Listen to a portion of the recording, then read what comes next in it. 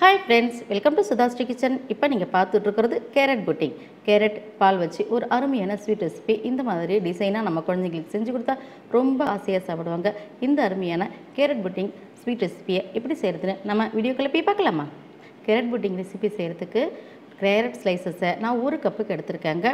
அடுத்தது 2 கப்பு பால் சேர்த்துக்கலாம். இன்றைக்கி நான் காய்ச்சி ஆற வச்ச பால் தான் எடுத்திருக்கேன்.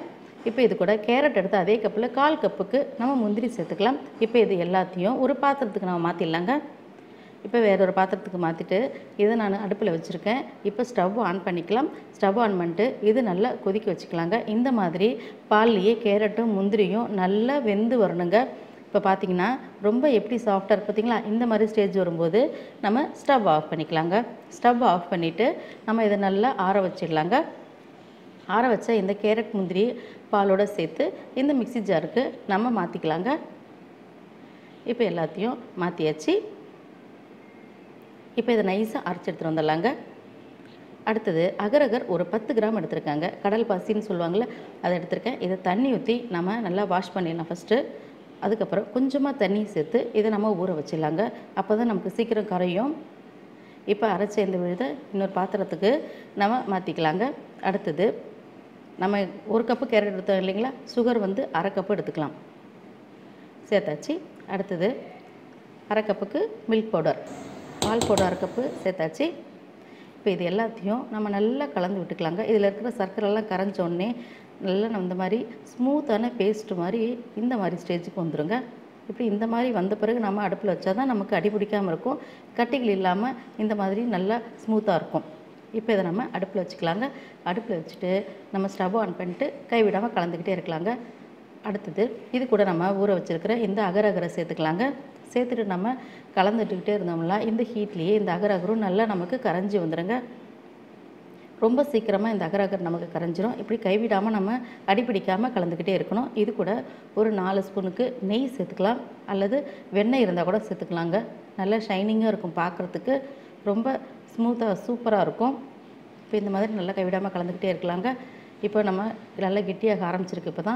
இப்போ இந்த மாதிரி நல்லா பாருங்கள், இப்போ நல்லா டிஃப்ரெண்ட் தெரியுது இல்லைங்களா? இந்த மாதிரி வந்துருச்சு. அடுத்தது இந்த ஸ்டேஜுக்கு வர்ற அளவுக்கு நம்ம இதை நல்லா கலந்து விட்டுக்கணும். பக்கத்துலேயே இருந்து கலந்துக்கணுங்க இதை. இப்போ ஸ்டவ் ஆஃப் பண்ணிக்கலாங்க. இது போதும் நமக்கு. அடுத்தது இது ஒரு பாத்திரத்துக்கு, நம்ம நெய் தடவுன பாத்திரத்துக்கு இதை மாற்றிடலாங்க.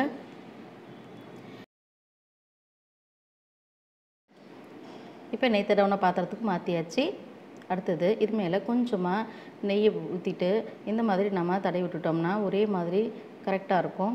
அடுத்தது நம்மக்கிட்ட இந்த மாதிரி சாக்லேட் மோல்டு இருந்தால் கூட நம்ம இதில் கொஞ்சமாக நெய் அப்ளை பண்ணிவிட்டு நம்ம சேர்த்துருக்கிற இந்த கேரட் புட்டிங்கை இதில் சேர்த்துக்கலாங்க.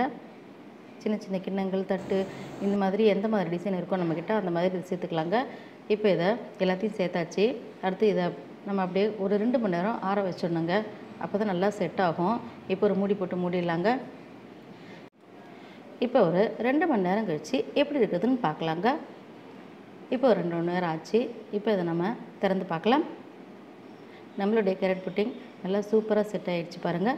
புட்டிங்கை நம்ம இப்படி ஒரு தட்டில் வச்சு இந்த மாதிரி இப்படி தட்டி விட்டாலே போதுங்க, அப்படியே அழகாக விழுந்துடும் நமக்கு. நல்லா ஷைனிங்காக ரொம்ப சூப்பராக மேலே எவ்வளோ அழகாக இருக்குது பாருங்கள். இது சாப்பிட்றதுக்கும் அவ்வளோ டேஸ்ட்டாக இருக்கும். நம்ம சாக்லேட் மோல்டு இருக்கிற இந்த கேரட் புட்டிங்கை அன்மோல்டு பண்ணிடலாங்க. இந்த மாதிரி சூப்பராக வருது பார்த்திங்களா? குழந்தைங்க ரொம்ப விரும்பி சாப்பிடுவாங்க. ரொம்ப டேஸ்ட் அட்டகாசமாக இருக்குங்க. இதே மாதிரி எல்லாத்தையும் நம்ம எடுத்து ஒன்று வச்சிடலாங்க.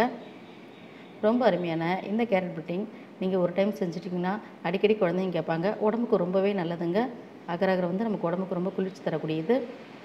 இந்த மாதிரி எல்லாத்தையும் எடுத்துடலாங்க. அடுத்தது நம்ம இந்த கேரட் புட்டிங்கை நம்ம கட் பண்ணிடலாம். கட் பண்ணும்போதே அப்படியே ஸ்மூத்தாக அப்படியே கட் பண்ண வருங்க, ரொம்ப அழகாக வரும். இந்த மாதிரி ஸ்லைசஸாக கட் பண்ணி கொடுத்துடலாங்க, சின்ன சின்ன பீஸாக. ரொம்ப அருமையான இந்த கேரட்டு கூட அருமையான நம்மளுடைய கேரட் புட்டிங் ரெடி.